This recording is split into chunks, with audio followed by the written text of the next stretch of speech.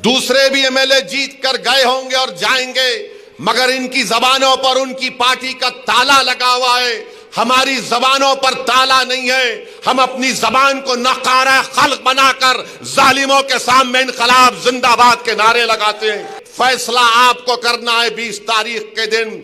ये लोग जीतने के लिए नहीं, मोदी के इशारे के ऊपर, शिंदे के इशारे के ऊपर, आरएसएस के इशारे के ऊपर, बल्कि आज कह रहा हूं, जिसने हमारे नबी करीम सल्लल्लाहु अलैहि वसल्लम के शान में गुस्ताखी की, उस गुस्ताख जालिम के एजेंट बनकर हमारी सफों में आकर हमारे इत्तेहाद को कमजोर करना चाहते हैं।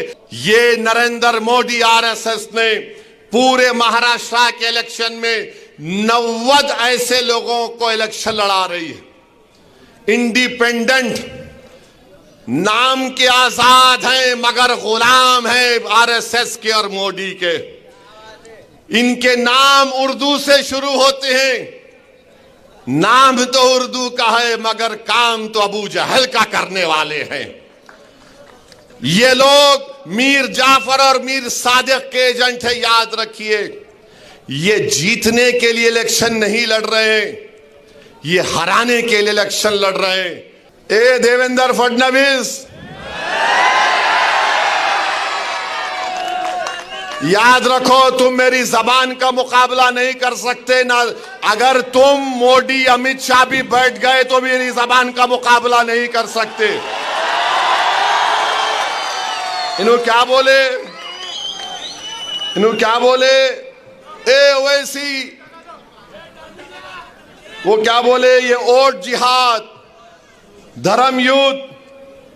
हम इलेक्शन कमीशन ऑफ इंडिया से पूछना चाहते हैं, क्या ये जबान इलेक्शन के कानून के ताबे है या उसके खिलाफ है? इलेक्शन कमीशन ऑफ इंडिया जवाब दो। ये महाराष्ट्र के चीफ इलेक्टरल ऑफिसर से हम पूछना चाह रहे हैं, मेरा नाम लेकर जिहाद का नाम लिया जा रहा है, धर्म युद्ध का नाम लिया जा रहा है, क्या ये इलेक्शन कानून के खिलाफ नहीं है? क्या ये मॉडल कोड ऑफ कंडक्ट के खिलाफ नहीं है? ये लोकशाही है, जमहूरियत है, यहां पर धर्म युद्ध और जिहाद कहां से आ गया फडणवीस? खैर, तुमने बोला, अब तुमको खुजली होगी अब जब मैं बोलूंगा यहां से। अब सुनो देवेंद्र फडणवीस, तुमने कई एमएलएस को खरीद लिया, चोरी कर ली, तो तुमको क्या बोला जाए? डाकू बोला जाए या चोर बोला जाए? फडणवीस, मैं तुमको चैलेंज कर रहा हूं, तुम महाराष्ट्र में किधर भी हो, तुम्हारी जबान पर दूल्हे भाई का नाम तो आ गया ना। अब तुमसे मैं कह रहा हूं फडणवीस, तुम्हारी जबान से जरांगे पाटिल का नाम निकलेगा? जरांगे पाटिल का नाम निकलेगा फडणवीस? तुम्हारी जबान लड़खड़ा जाएगी जरांगे पाटिल का नाम लेने से। बोलो, हिम्मत है तो बोलो फडणवीस, जरांगे पाटिल बोलो तुम। आजादी की लड़ाई में सबसे पहला फतवा किसने दिया? हमारे मदरसों के जिम्मेदारों ने दिया, जिहाद का फतवा दिया। फडणवीस, जब तुम्हारे बुजुर्ग नहीं थे, अंग्रेजों से लड़ने का तरीका हमने देश को सिखाया, हमने बताया कैसे अंग्रेजों को भगाया जा सकता है। तारीख गवाह है कि दिल्ली की जामा मस्जिद से लेकर वो जो पंजाब का पाकिस्तान का बॉर्डर है मौजूदा, उन झाड़ों और पेड़ों पर हमारे उलमाए किराम की लाशें फकर से लटक रही थी। वो लटक तो रही थी मगर पुकार पुकार कर पैगाम दे रही थी तुम जैसे फडणवीस लोगों को कि देखो, इस देश से हमने मोहब्बत की और इस देश को आजाद कराने के लिए हमने अपना सब कुछ कुर्बान कर दिया। ये बीजेपी से कुछ नहीं होता, मोदी से कुछ नहीं होता, ये सिर्फ हिंदू मुस्लिम, हिंदू मुस्लिम, हिंदू मुस्लिम, बस यही बोलेंगे। इन्हें जिहादी, उन्हें फुला, उन्हें ऐसा, इन्हें वैसा। अरे इलेक्शन हो रहा है, धर्म युद्ध कहां से आ गया मोदी जी? अब मोदी बोल रहे एक है तो सेफ है, अरे 10 साल से तुम्हारी सरकार है, सेफ नहीं है क्या हम? बोलो मोदी। भाइयों बहनों, एक हैं तो सेफ हैं। आप देख रहे हैं देश लाइव, देश की आवाज।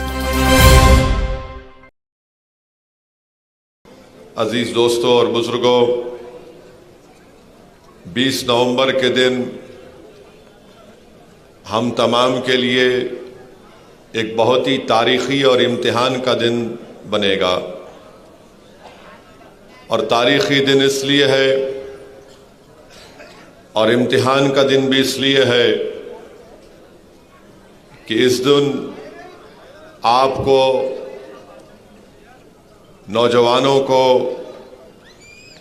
हमारे बुजुर्गों को, कौम और मिल्लत के जिम्मेदारों को, उलमाए और मशाइखीन को ये बात का फैसला करना है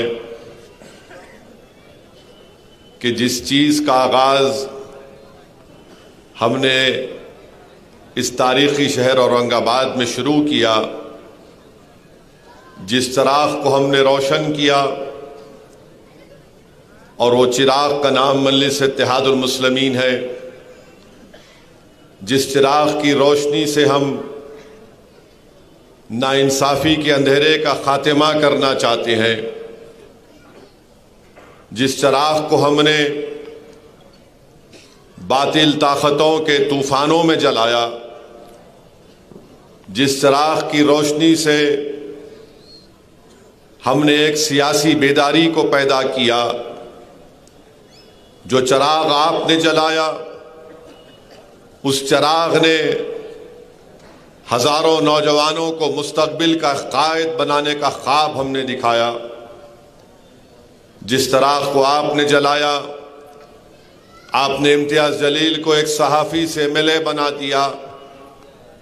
जिस चिराग को आपने जलाया, यहाँ पर मजलिस के 28 से ज़्यादा अरकान बल्दिया मुंतखब हुए। जिस चिराग को आपने और रोशनी दी अपने आंसुओं से, अपने इत्तेहाद से, अपनी कुर्बानी से, आपने अपने नुमाइंदे को दिल्ली में लोकसभा का रुकन बनाया। 20 साल के बाद महाराष्ट्र से एक मुस्लिम रुकने पार्लिमान बनकर अगर गया तो आप ही की मेहनत और जुस्तजू की बुनियाद पर गया। मेरे अजीज दोस्तों और बुजुर्गों, 20 नवंबर हम तमाम के लिए एक इम्तिहान का वक्त भी है और एक तारीखी दिन भी है। मैं आपसे फिर से कह रहा हूं, कल भी मैंने कहा था, आज भी कह रहा हूं, जो ताकतवर होता है वो कहता है कि मैं इलेक्शन जीतूंगा, जो कमजोर होता है वो यही कहता है कि मैं इसको हराऊंगा। अब आपको ये फैसला करना है कि आप औरंगाबाद सेंट्रल से, औरंगाबाद ईस्ट से आप कामयाब होंगे ताकतवर बनकर, या फिर आप कमजोरों को उनके नापाक अज़ाइम में उनको कामयाब होने देंगे। ये वो कमजोर लोग हैं जो जीतने के लिए चुनाव नहीं लड़ रहे हैं।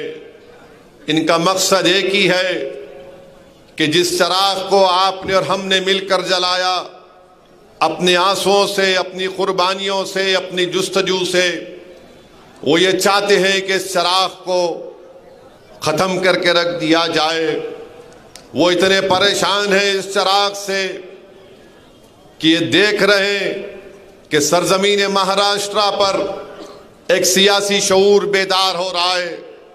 वो ये देख रहे हैं कि आज ये नौजवान अपने आप को मुस्तकबिल का एक लीडर बनते हुए देख रहा है। वो इस बात को समझ चुके हैं कि अगर हम यहाँ पर मजलिस इत्तेहादुल मुस्लिमीन को नहीं रोकेंगे तो मुस्तकबिल में ये लोग हर जगह पर अपनी हिस्सेदारी की बात करेंगे, क्योंकि अब तक हिस्सेदारी की बात नहीं होती थी। बात यही होती थी कि ये हमारा उम्मीदवार है, तुम जाकर वोट डालो। हमारे पास कोई चॉइस नहीं था। मगर आज मजलिस को आपने अपने वोटों से, अपनी दुआओं से, अपने आंसुओं से मजबूत किया। बल्कि मैं जिम्मेदारी के साथ आपके सामने कह रहा हूं कि कि सरजमीन हैदराबाद तेलंगाना के बाद अगर मजलिस इत्तेहादुल मुस्लिमीन किसी सरजमीन पर मजबूत भी है, मकबूल भी है, अगर हर एक के घर में की जगह जहां पर मजलिस पहुंच चुकी है, अगर हर एक के दिल में मजलिस पहुंच चुकी है, तो वो सरजमीन औरंगाबाद है मेरे अजीज दोस्तों और बुजुर्गों। और यही चीज मुखालिफीन मजलिस इत्तेहादुल मुस्लिमीन को, यही चीज कमजोरों को पसंद नहीं आती कि कौन है ये लोग कि जो आज आकर यहां पर मजलिस के पैगाम को पहुंचाया। मैं सलाम करता हूं आप तमाम को, मैं सलाम करता हूं उन तमाम लोगों को जो खामोशी से पर्दे के पीछे गुमनामी में मजलिस के लिए काम करते आए हैं। मैं सलाम करता हूं हमारी उन माँ और बहनों को जो मजलिस के लिए तड़पती हैं, जो आज हम पैदल दौरा करते हैं। जब असदुद्दीन अवैसी जाकर उनके सामने एक माइक लेकर कहता है कि मैं असदुद्दीन अवैसी हूं, आपसे गुजारिश करने आया हूं कि 20 नवंबर के दिन मजलिस को मजबूत करना है, तो हमारी बहनें, हमारी बेटियां, हमारी माएं देखकर दुआ देकर कहती हैं कि हम तुम्हारे लिए दुआ कर रहे, तुमको ही अल्लाह कामयाब करेगा। मेरे भाई, इससे बढ़ के मोहब्बत, इससे बढ़कर दौलत कोई एक सियासतदान क्या हासिल कर सकता है कि गुमनाम शख्स यहां पर आता है, आपके गली कूचों में फिरता है, जिसको मैं नहीं जानता, मगर अल्लाह ने उनके दिलों में मजलिस की मोहब्बत को पैदा कर दिया। यही आपकी हमारी सबसे बड़ी कामयाबी है मेरे अजीज दोस्तों और बुजुर्गों। इस चीज को ये रोकना चाहते हैं, ये लोग नहीं पसंद करते कि मजलिस आगे बढ़े। मजलिस इसलिए आगे बढ़ रही है क्योंकि लोग जान चुके हैं कि हमको अपनी सियासी आवाज की जरूरत है। जो मजलूम है वो जानता है कि मजलिस मेरी ताकत है। जो लोग सिस्टम से नाइंसाफी का शिकार हो चुका है वो जानता है कि हुजूम तो है मगर सन्नाटा है। अगर इस सन्नाटे को कोई तोड़ता है तो उसका नाम मजलिस इत्तेहादुल मुस्लिमीन है।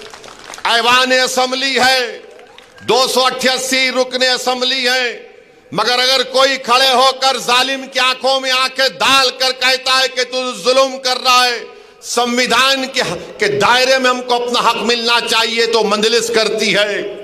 दूसरे भी एमएलए जीत कर गए होंगे और जाएंगे, मगर इनकी जबानों पर उनकी पार्टी का ताला लगा हुआ है। हमारी जबानों पर ताला नहीं है। हम अपनी जबान को नकारा खल्क बनाकर जालिमों के सामने इनकलाब जिंदाबाद के नारे लगाते हैं। मेरे अजीज दोस्तों और बुजुर्गों, 20 तारीख के दिन आपको इस चराग को जलाना है, इस चराग को मजबूत करना है। जो लोग इस चराग को बुझाना चाहते हैं, आप अपने इत्तेहाद से उनको हमेशा के लिए सियासी तौर पर बुझा दीजिए। जिस चराग को आपने तेल से नहीं अपने खून पसीने से जलाया है, मैं आपसे कह रहा हूं ये दुश्मन है हमारे इत्तेहाद के, ये दुश्मन है औरंगाबाद के नौजवानों के।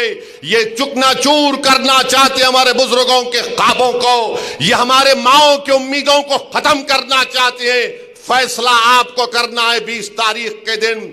ये लोग जीतने के लिए नहीं, मोदी के इशारे के ऊपर, शिंदे के इशारे के ऊपर, आरएसएस के इशारे के ऊपर, बल्कि आज कह रहा हूं, जिसने हमारे नबी करीम सल्लल्लाहु अलैहि वसल्लम के शान में गुस्ताखी की, उस गुस्ताख जालिम के एजेंट बनकर हमारी सफों में आकर हमारे इत्तेहाद को कमजोर करना चाहते हैं। खबरदार कर रहा हूं आपको, गुस्ताखों का साथ मत दो। जो लोग गुस्ताख के एजेंट बनकर औरंगाबाद की सरजमीन पर हमारे इत्तेहाद को कमजोर करना चाहते हैं, नौजवानों, बुजुर्गों, इन गुस्ताखों का जवाब तुम खड़े होकर पतंग के निशान पर बटन दबा कर दोगे और जवाब दोगे जमहूरी तरीके से। तुम पैगाम दोगे शिंदे को, फडणवीस को, मोदी को, आरएसएस को और उस गुस्ताख को। देख, तूने हमारी सफा में अबू जहल को भिजाया था, हमने अबू जहल को आज बख्शने वाले नहीं है। देख, तू मीर जाफर और मीर सादिक को हमारे सफों में भिजाया था, अब हम इन मीर जाफर और मीर सादिक को जान चुके हैं, जो हमारे दरमियान में आकर हमारी पीठ पर खंजर नहीं घोंप रहे, बल्कि हमारे मुस्तकबिल को खत्म करना चाहते। तो मेरे अजीज दोस्तों और बुजुर्गों, ये नरेंद्र मोदी आरएसएस ने पूरे महाराष्ट्र के इलेक्शन में 90 ऐसे लोगों को इलेक्शन लड़ा रही है। इंडिपेंडेंट नाम के आजाद हैं मगर गुलाम हैं आरएसएस के और मोदी के। इनके नाम उर्दू से शुरू होते हैं, नाम तो उर्दू का है मगर काम तो अबू जहल का करने वाले हैं। ये लोग मीर जाफर और मीर सादिक के एजेंट है, याद रखिए। ये जीतने के लिए इलेक्शन नहीं लड़ रहे, ये हराने के लिए इलेक्शन लड़ रहे हैं। और याद रखो, मैं बता रहा हूं, अगर खुदा ना खास्ता कुछ होगा तो ये जिंदगी भर बोलेंगे देखो हमने गिरा दिया था, मगर मुझे यकीन है औरंगाबाद के बुजुर्गों पर, मेरी मां और बहनों पर, वो गद्दारों को इस बात की इजाजत नहीं देंगे कि हम एक जिंदा कौम है, हम जिंदों के सामने कोई आकर ये नहीं कह सकता कि हम तुमको गिराएंगे। हम जिंदा रहेंगे और इनको सियासी तौर पर इनके चारों खाने चित करेंगे, इनके मंसूबों में इनको शिकस्त देंगे, इनकी साजिशों को हम बेनकाब करेंगे। ये लोग उस गुस्ताख के एजेंट बनकर आ रहे हैं। औरंगाबाद ही वो वाहिद शहर था पूरे महाराष्ट्र में जहां से आपने उठकर उस गुस्ताख को पैगाम दिया था अपने इत्तेहाद के जरिए। किसी जगह से कोई नहीं उठा था, आप ही के शहर से एक दीवाना इम्तियाज जलील खड़ा हुआ और उसने कहा कि मैं पार्लियामेंट का इलेक्शन हार गया, इन जालिमों ने मेरे खिलाफ साजिश की, मगर मुझे एमपी रहने की कोई जरूरत नहीं है। मेरे आका पर, मेरे नाना पर अगर कोई गुस्ताखी करेगा तो ऐसी लाख एमपीओं को मैं कुर्बान करूंगा, मगर मेरा ईमान मुझे पुकार पुकार कर कह रहा है कि मैं खामोश नहीं बैठ सकता, मुझे आवाज हक बुलंद करना है। और इम्तियाज जलील ने और मजलिस ने फैसला लिया। पूरे परेशान हो गए, हुकूमत परेशान, जालिम परेशान, कमजोर परेशान, मुनाफिक परेशान, अबू जहल के दोस्त परेशान, मीर जाफर मिर्जा सादिक परेशान, प्रशासन परेशान। जब आपने यहां से नारा लगाया कि औरंगाबाद वो सरजमीन है जहां पर हम हर एक की भाईचारगी को मानते हैं, कोई किसी भगवान को माने, किसी खुदा को माने, हम उसका एहतराम करते हैं, मगर किसी को भी इस बात की इजाजत हम नहीं देंगे कि किसी के भी मजहब के सबसे बड़ी शख्सियत के खिलाफ अगर कोई अनाप शनाप बकेगा तो हम खामोश बैठेंगे। इसीलिए आए हैं क्योंकि आपने 10,000 गाड़ियों के साथ यहां से जुलूस निकालकर मुंबई गए थे, तो ये वो गुस्ताख को बड़ी तकलीफ हुई। ये तमाम के तमाम इबलीस के साथी ये देख रहे हैं कि आपने क्या कर दिया, औरंगाबाद से आपने तारीख बना दी। बल्कि लोग कह रहे थे कि महाराष्ट्र में मुस्लिम अल्पसंख्यक समाज एहतजाज नहीं कर सकती, इसलिए कि एहतजाज होगा तो दंगा होगा, मगर आपको लाखों सलाम, आपने बता दिया एहतजाज होगा, लाखों की तादाद में होगा, मगर पुरअमन रहेगा अल्हम्दुलिल्लाह। तो इसीलिए आज ये सब लोग यहां पर आ रहे हैं, एक के बाद एक सब आ रहे हैं। कोई यहां से उतर रहा, कोई वहां से उतर रहा, कोई नीचे से निकल रहा, कोई बिल से सांप निकल रहा, कोई सुराख से चूहा चेहरा दिखा रहा, सब आ रहे हैं। मगर ये औरंगाबाद की सरजमीन है, ये तारीखी सरजमीन है।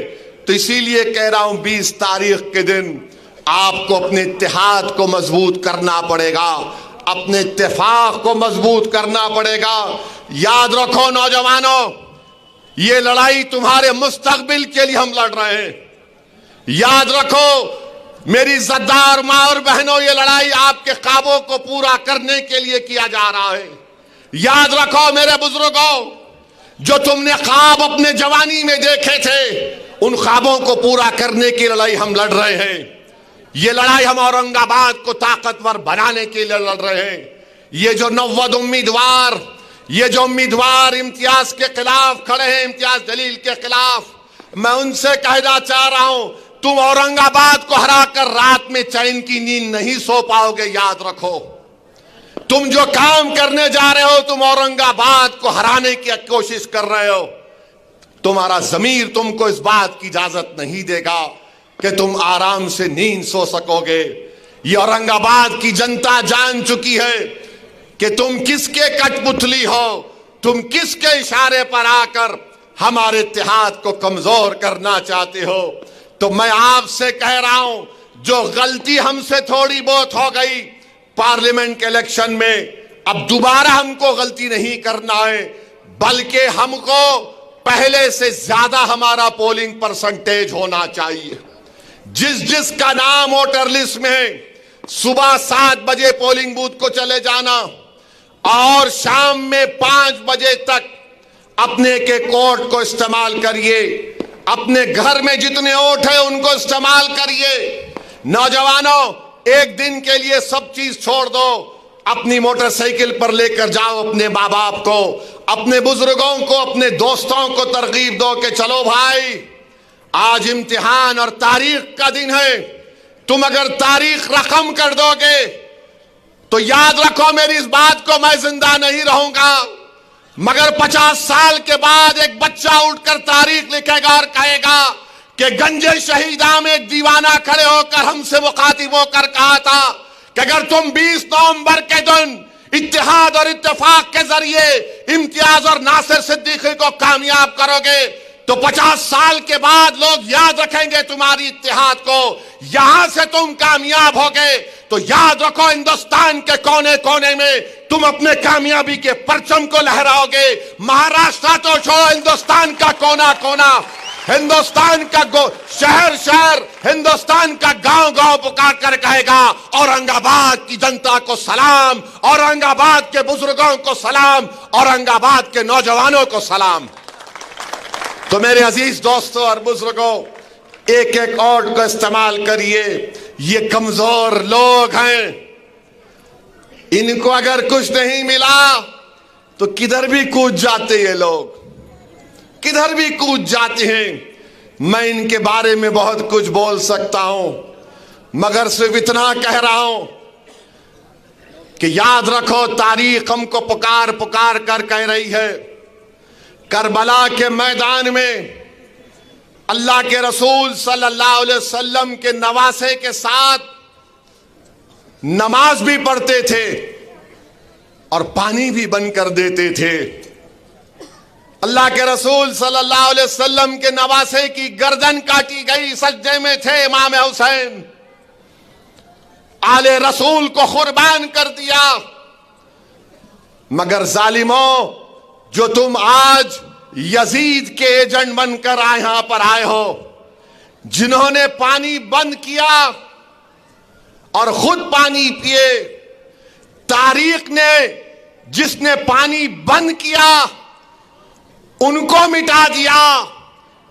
तारीख ने यह बता दिया कि जो पानी पीते थे और दूसरों को पानी नहीं पिलाते थे, तारीख ने पानी पिलाने वालों को भुला दिया, और जिस जालिम ने पानी नहीं दिया अल्लाह ने उनको सुबह क़यामत तक उरूज दिया। तो तारीख पुकार पुकार कर कह रही है, जालिमों, इमाम हुसैन जिंदा है, इमाम हुसैन कामयाब है। जो फिर ये तमाम के तमाम जालिम हैं, ये तमाम यजीदी लश्कर के लोग हमेशा से पलीत थे और पलीत रहेंगे। टीपू सुल्तान पर पीछे से हमला करने वाले कौन? टीपू सुल्तान पर पीछे से हमला करने वाले कौन थे? कौन थे? बोलो, जोर से बोलो। टीपू सुल्तान पर हमला करने वाले कौन थे? सिराजुद्दौला पर हमला करने वाले कौन थे? कौन थे सिराजुद्दौला पर हमला करने वाले? मेरे भाई, तारीख पुकार पुकार कर कह रही है कि बाहर से कोई नहीं आएगा, अंदर से ही पीठ पर खंजर मारेगा। तो इनको पहचानना है आपको, इनको पहचानो आप। और दूसरी बात यह है कि कल महाराष्ट्र के डिप्टी चीफ मिनिस्टर इस तारीखी शहर को आए थे और आकर गैर जरूरी मेरा नाम अपनी जबान पर लाए। हाँ, देवेंद्र फडणवीस बोले, सुनो ओवैसी, ए देवेंद्र फडणवीस, याद रखो तुम मेरी जबान का मुकाबला नहीं कर सकते ना। अगर तुम, मोदी, अमित शाह भी बैठ गए तो मेरी जबान का मुकाबला नहीं कर सकते। इन्हों क्या बोले, इन्हों क्या बोले, ए ओवैसी, वो क्या बोले, ये वोट जिहाद, धर्म युद्ध। हम इलेक्शन कमीशन ऑफ इंडिया से पूछना चाहते हैं, क्या ये जबान इलेक्शन के कानून के ताबे है या उसके खिलाफ है? इलेक्शन कमीशन ऑफ इंडिया जवाब दो। ये महाराष्ट्र के चीफ इलेक्टरल ऑफिसर से हम पूछना चाह रहे हैं, मेरा नाम लेकर जिहाद का नाम लिया जा रहा है, धर्म युद्ध का नाम लिया जा रहा है, क्या ये इलेक्शन कानून के खिलाफ नहीं है? क्या ये मॉडल कोड ऑफ कंडक्ट के खिलाफ नहीं है? ये लोकशाही है, जमहूरियत है, यहां पर धर्म युद्ध और जिहाद कहां से आ गया फडणवीस? खैर, तुमने बोला, अब तुमको खुजली होगी अब जब मैं बोलूंगा यहां से। अब सुनो देवेंद्र फडणवीस, तुमने कई एमएलएस को खरीद लिया, चोरी कर ली, तो तुमको क्या बोला जाए, डाकू बोला जाए या चोर बोला जाए? तुमने महाराष्ट्र से एक ड्रग पार्क का प्रोजेक्ट आ रहा था 3000 करोड़ का, टाटा एयरबस का प्रोजेक्ट 22,000 करोड़ का महाराष्ट्र को आ रहा था, वेदांता फॉक्सकॉन का 1,55,000 करोड़ का प्रोजेक्ट आ रहा था, मेडिकल की इक्विपमेंट बनाने का प्रोजेक्ट आ रहा था 4,024 करोड़ का। अरे देवेंद्र फडणवीस, तेरे को इतनी हिम्मत नहीं हुई, तू रोक दिया उसको, गुजरात कहीं को जाने दिया रे? हाँ, 1,80,000 करोड़ का प्रोजेक्ट महाराष्ट्र को नहीं आया, गुजरात को चले गया। क्यों? तुम तुम्हारे पप्पा जी से डर गए थे मोदी के। ये फिर आप देखो, और हम बताना चाह रहे हैं, फडणवीस ये समझते हैं क्योंकि वो फडणवीस हैं तो असदुद्दीन ओवैसी को दबा सकेंगे, क्योंकि वो फडणवीस हैं तो ये चाहते हैं कि लोग उनके पैरों के पास बैठ जाएं। वो फडणवीस हैं तो ये समझते हैं कि वो मुझे जिहाद या धर्म युद्ध के नाम से पुकारेंगे। वो फडणवीस हैं तो समझते हैं कि मैं असदुद्दीन ओवैसी को नीचे गिराऊंगा। अरे देवेंद्र फडणवीस, तुम जिस चीज को लाना चाहते हैं ना औरंगाबाद में, वो चीज कभी नहीं आएगी इंशाअल्लाह ताला। मैं लिख के रख रहा हूं, वो इसलिए नहीं आएगी फडणवीस क्योंकि बाबा साहेब अंबेडकर ने जो संविधान बनाया उसमें फडणवीस भी बराबर है, ओवैसी भी बराबर है, कोई ऊपर कोई नीचे नहीं है। और फडणवीस, मैं तुमको चैलेंज कर रहा हूं, तुम महाराष्ट्र में किधर भी हो, तुम्हारी जबान पर दूल्हे भाई का नाम तो आ गया ना। अब तुमसे मैं कह रहा हूं फडणवीस, तुम्हारी जबान से जरांगे पाटिल का नाम निकलेगा, जरांगे पाटिल का नाम निकलेगा फडणवीस, तुम्हारी जबान लड़खड़ा जाएगी जरांगे पाटिल का नाम लेने से। बोलो, हिम्मत है तो बोलो फडणवीस, जरांगे पाटिल बोलो। तुम नहीं बोलेंगे? बोलेंगे नहीं नहीं ओवैसी बोल सकता हूं, दूल्हे भाई है, मेरे भाईजान है, बोलूंगा। अब भाईजान किसको बोलते मालूम, लाइटर वेन में, मगर जरांगे पाटिल का नाम नहीं लेंगे फडणवीस तुम। फडणवीस बोलो, जरांगे पाटिल नहीं बोल सकेंगे। डर नहीं लगता, कच्ची हो जा रही पूरों की। और देवेंद्र फडणवीस, तुम बार बार जिहाद जिहाद बोलते। सुनो फडणवीस, तुम्हारा हीरो जेल में बैठकर अंग्रेजों को लव लेटर लिख रहा था। हमारे उलमाए किराम माल्टा की जेल में और जेल के मैदान में मौलाना हुसैन अहमद मदनी, मौलाना महमूद उल हसन अंग्रेजों के सामने झुके नहीं, सीना तान कर खड़े हो गए। सुनो फडणवीस, अल्लामा फजल कैराबादी काला पानी की जेल में थे। अल्लामा फजल कैराबादी ने अंग्रेजों से कोई सौदा नहीं किया।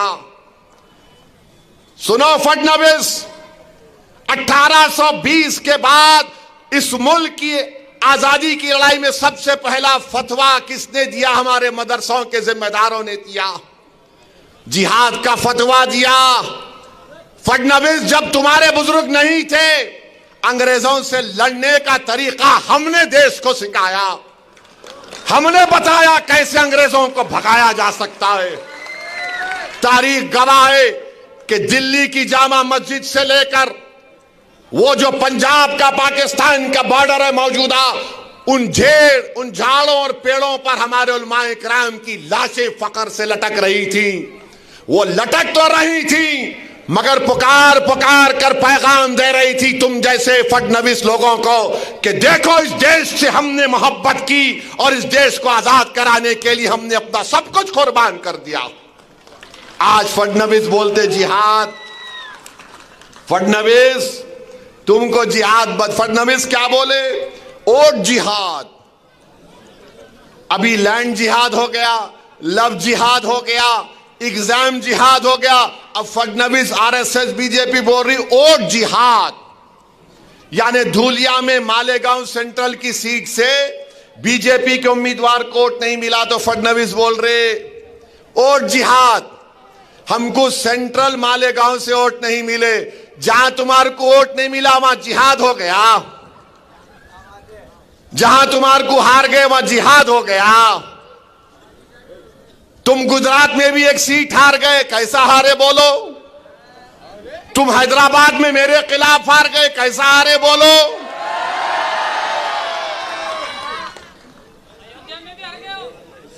अयोध्या में भी हार गए।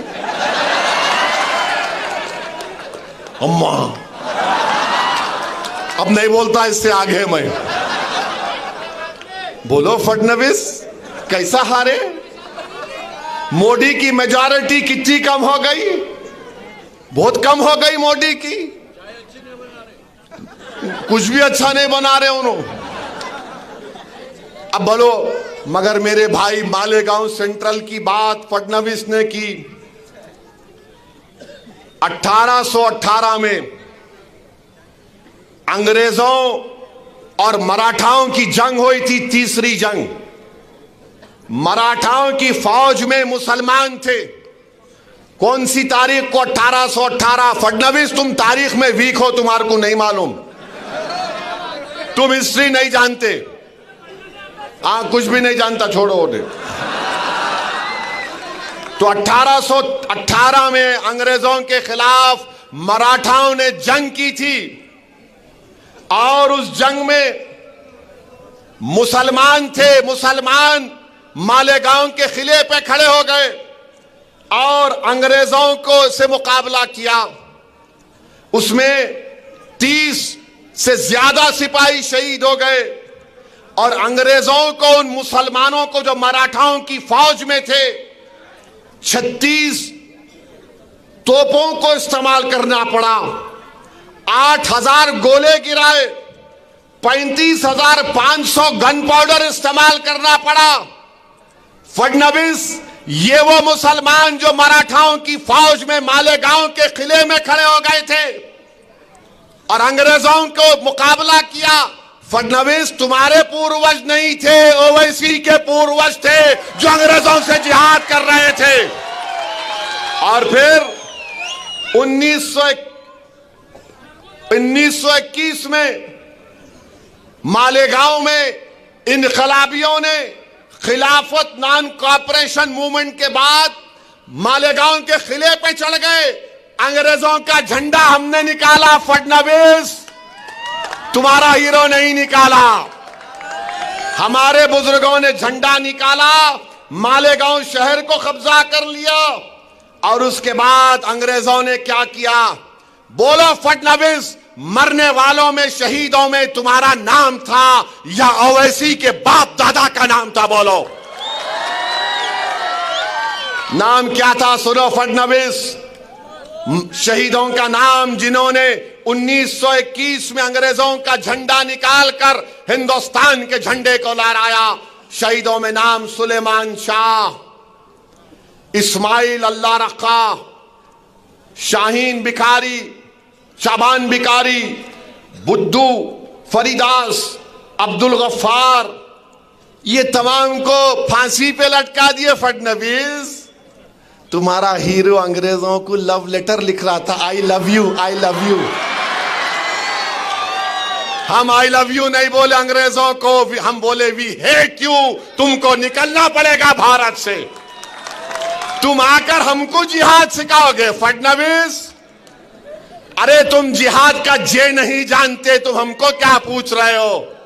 और हमारे बुजुर्गों ने अब्दुल्ला खलीफा, मोहम्मद हुसैन, इन लोगों को भी जेल में अंग्रेजों ने मार मार कर शहीद कर दिया। तो मेरे अजीज दोस्तों और बुजुर्गों, आज 20 नवंबर के दिन भी आपको एक फैसला करना है, या बुज़दिली या बहादुरी का मुजाहरा करना पड़ेगा। आप बुज़दिली का मुजाहरा करेंगे या बहादुरी का मुजाहरा करेंगे? बताओ, सोच कर हाथ उठाओ। क्योंकि मालेगांव में जो शहीद अंग्रेजों का झंडा उतारे थे, सुलेमान शाह, इस्माइल अल्लाह रखा, शाबान बिखारी, बुद्धू फरीद, अब्दुल गफ्फार की रूहें पुकार पुकार कर कह रही, अगर अल्लाह हमको सुनने की ताकत देगा, औरंगाबाद की सरजमीन पर बसने वालों, तुम क्या बहादुरी के मुजाहरे करोगे या बुज़दिली के मुजाहरे करोगे? बताओ, आप बहादुरी के मुजाहरे करेंगे या बुज़दिली के मुजाहरे करेंगे? आपको बताना पड़ेगा। आप उम्मीद पर फैसला करेंगे या खौफ पर फैसला करेंगे? बताओ, आप उम्मीद पर फैसला करेंगे, आप बहादुरी को अपनाएंगे? तो फिर आप बताइए, आज 20 नवंबर के दिन आप 1 घंटे की कुर्बानी देंगे या अपने मुस्तकबिल को आप तकालीफ में गुजारेंगे?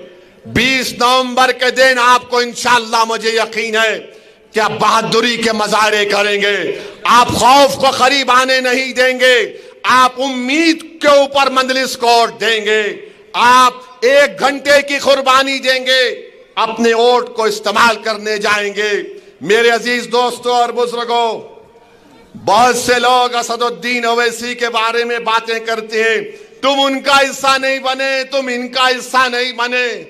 अरे मेरे भाई, दीवाने हैं क्या तुम लोग? जब मेरे हिस्से में अल्लाह ने औरंगाबाद के गरीबों के दिलों में मोहब्बत डाली, मैं यही हूं, मेरा हिस्सा यही है। इसीलिए किसी शायर ने कहा था, मैं इसीलिए हुजूम का हिस्सा नहीं बना, मैं इसीलिए हुजूम का हिस्सा नहीं बना। सूरज कभी नुजूम का हिस्सा नहीं बनता, सूरज तारों का हिस्सा नहीं बनता। याद रखो, याद रखो, सूरज तारों का हिस्सा नहीं बनता। और औरंगाबाद के उन गयूर नौजवानों को पैगाम दे रहा हूं कि शायर ने अच्छा कहा था कि देख जिंदा से परे रंगे चमन जोशे बहार, देख जिंदा से परे रंगे चमन ने जोशे बहार, रक्स करना है तो फिर पांव की जंजीरों को ना देख नौजवान। तुमको नौजवानों 20 नवंबर के दिन एक तारीख को रकम करना है। और आप जानते हैं आप जानते हैं कि ये जो यहां का ईस्ट का बीजेपी का एमएलए है, इन्हों क्या किए? कोई काम किए इन्हों? कहीं पर मैं दौरे कर रहा हूं, डेवलपमेंट क्या हुआ? आप जानते हैं कि औरंगाबाद में पीने के पानी की लाइन टंकी है और उस टंकी का काम करवाना था, उसकी लाइफ खत्म हो चुकी है। इम्तियाज जलील के जमाने में उस टांकी के ताल्लुक से पानी की टांकी को सही बनाना है, वो जमीन अलॉट नहीं करते। अरे तुम एमएलए हो ईस्ट के, तुम नजरअंदाज करते हो उन इलाकों को, इसलिए नजरअंदाज करते हो कि फडणवीस ने कह दिया होगा अरे नहीं नहीं यहां मत जाओ, यहां पर जिहादी रहती हैं, तुम कोई डेवलपमेंट का काम नहीं करवाते। ये कौन सा तुम्हारा राज है शिंदे? ये कौन सा तुम्हारा राज है फडणवीस कि 8 दिन में 1 मर्तबा पानी आता है? तुमको शर्म नहीं आती? तुम सत्ता में बैठकर गरीबों को औरंगाबाद के तकलीफ पहुंचा रहे हो, कचरे के ढेर लगे हुए हैं, मोरियों का पानी बहता है, मगर तुमको फिक्र नहीं है। मगर तुम आकर क्या बोलते हो? असदुद्दीन ओवैसी का नाम लेते हो, जिहाद की बात करते हो, धर्म युद्ध की बात करते हो। अरे देवेंद्र फडणवीस, तुमने औरंगाबाद को पानी नहीं पिलाया, तुम्हारे ईस्ट के एमएलए ने जबरदस्ती पूरी ताकत के साथ उन इलाकों में काम नहीं करवाया जहां से हय्याल सलाह हय्याल फलाह की सदाएं आती हैं। और अगर तुम्हारा ईस्ट का एमएलए समझ रहा है कि पानी नहीं लेकर आएंगे, डेवलपमेंट नहीं कराएंगे, तो सुनो फडणवीस, सेंट्रल की आवाम चाहे किसी समुदाय की हो, वो तय कर चुकी है कि अब के बार इम्तियाज को कामयाब करेंगे और ईस्ट और सेंट्रल में हम तरक्याती काम करवाएंगे। आज ईस्ट की आवाम से, राय दहिंदगान से मैं अपील कर रहा हूं कि आपको एक इम्तियाज जलील जैसे एक फाल और हरकियाती एमएलए की जरूरत है, जो हर एक का काम करे, जो ये ना देखे कि ये कौन से मजहब का है, जो ये ना कहे कि धर्म युद्ध और जिहाद की बातें करे। काम इम्तियाज जलील ने किया बहैसियत एमपी। आप जानते हैं कि हमारे कॉरपोरेटर्स ने भी काम किया। आजाद चौक पे डीपी रोड, आजाद चौक से रोशन गेट, एक बल्दिया का अस्पताल, अल्तमश कॉलोनी में कब्रिस्तान की दीवार, और आप जानते हैं कि इम्तियाज जलील ने आम खास ग्राउंड में फुटबॉल ग्राउंड बनाने की कोशिशें की। एक 100 करोड़ का रोड डेवलपमेंट फंड लेकर आए, हॉस्पिटल में 400 बेड के हॉस्पिटल में वैकेंसीज को पुर किया।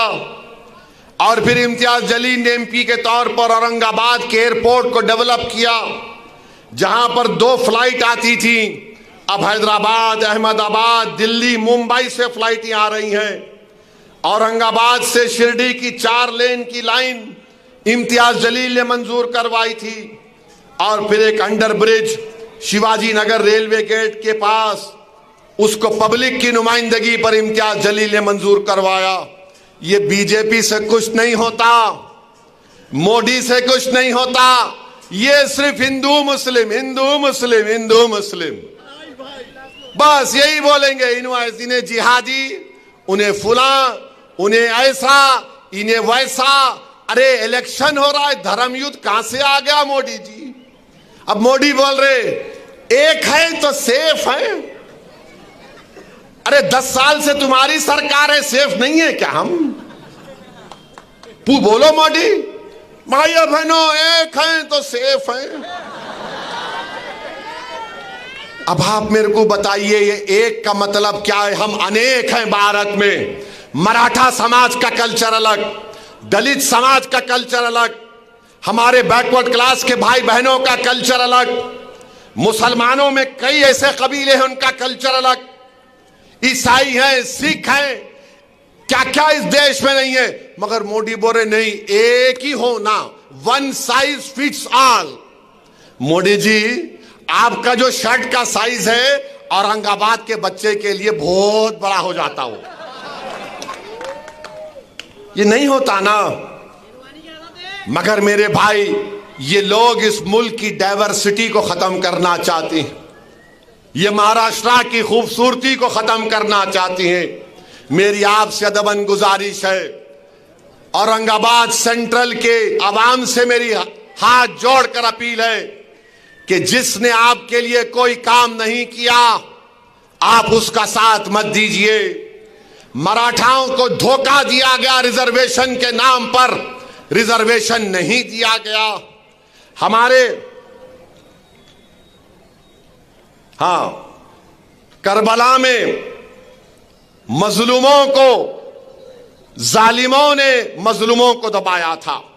तो मेरे अजीज दोस्तों और बुजुर्गों, मैं आपको बता रहा था कि 20 तारीख के दिन आपको और हमको मिलकर अपनी पूरी ताकत और इत्तेहाद के साथ अपने पार्टी के उम्मीदवारों को कामयाब और कामरान करना है। ये जितने भी खड़े हैं ना, ये मिठाई बांट रहे हैं, मिठाई खा लो दबा के, छोड़ना नहीं। हाँ, खाना खा के बोलना एमआईएम जिंदाबाद। जितना दे रहे ले लो, क्यों नहीं छोड़ना, ले लो, मिठाई खाओ, नान खलिया खाओ। होटल पे जाके मैं देखा नान खलिया की पीली रोटी को निचोड़ के ऐसा डुबा के उसमें खूब लगा के खा के बोलना पतंग को ओट पड़ने वाला है, पतंग को ओट पड़ेगा इंशाअल्लाह ताला। डरने और घबराने की जरूरत नहीं है आपको। आप तमाम से बुजुर्गों से, माँ और बहनों से अपील है कि 20 तारीख के दिन औरंगाबाद सेंट्रल में, औरंगाबाद ईस्ट में क्या उड़े गई, आसमानों पर क्या नजर आएगा, सुबह 6 बजे से क्या होगा, शाम में 6 बजे तक क्या होगा, हर घर में क्या आवाज आएगी, हर दिल क्या पुकारेगा, हर सोच क्या कहेगी, हर आदमी क्या बोलेगा, हर आदमी क्या करेगा, किसका परचम लहराएगा, औरंगाबाद किसका है, औरंगाबाद पर हमारा इत्तेहाद रहेगा ना, औरंगाबाद पर हमारी बरतरी रहेगी ना। आप मुझे अकेला तो छोड़ दिए पार्लियामेंट में, मगर महाराष्ट्र के असेंबली में इम्तियाज जलील को और नासिर सिद्दीकी को भिजाएंगे ना आप, महाराष्ट्र की विधानसभा में अपने इन लोगों को भिजाएंगे ना आप उम्मीद पर वोट देंगे, आप खौफ की बुनियाद पर वोट नहीं देंगे। आपसे मैं फिर से अपील कर रहा हूं कि मजलिस आपकी पार्टी है, मजलिस को कामयाब करिए। फडणवीस का जवाब देंगे ना, इन्हों जिहाद बोल रहे, इन्हों धर्म युद्ध बोल रहे। फडणवीस, तुम ख्वाब देख रहे मुख्यमंत्री का, इंशाअल्लाह ताला तेरे ख्वाबों पर मिट्टी पड़ेगी इंशाअल्लाह ताला, तेरे ख्वाब चुकनाचूर हो जाएंगे।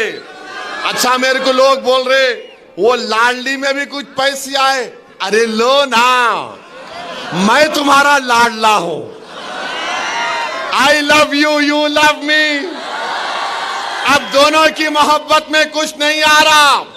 1500 दिए, 15,000 भी दिए, क्या दिए, सब देने वाला अल्लाह है, ले लो। मगर वोट पड़ेगा तो सिर्फ पतंग के बटन पर पड़ेगा इंशाअल्लाह ताला, पड़ेगा ना। तो मेरे साथ नारा लगाइए, मेरे साथ नारा लगाइए, हमारा इत्तेहाद जिंदाबाद, हमारा इत्तेहाद जिंदाबाद, हमारा इत्तेहाद जिंदाबाद। अब मेरे साथ और एक जिंदाबाद के नारे लगाइए। बाबा साहेब अंबेडकर, बाबा साहेब अंबेडकर, छत्रपति शिवाजी जिंदाबाद, छत्रपति शिवाजी जिंदाबाद, मुजाहिदीन आजादी जिंदाबाद, मुजाहिदीन आजादी जिंदाबाद। अस्सलाम वालेकुम व रहमतुल्लाह व बरकातहू। जरा एक्शन, अभी एक्शन, पूरा एक्शन, हर तरफ एक्शन होगा 20 तारीख के दिन।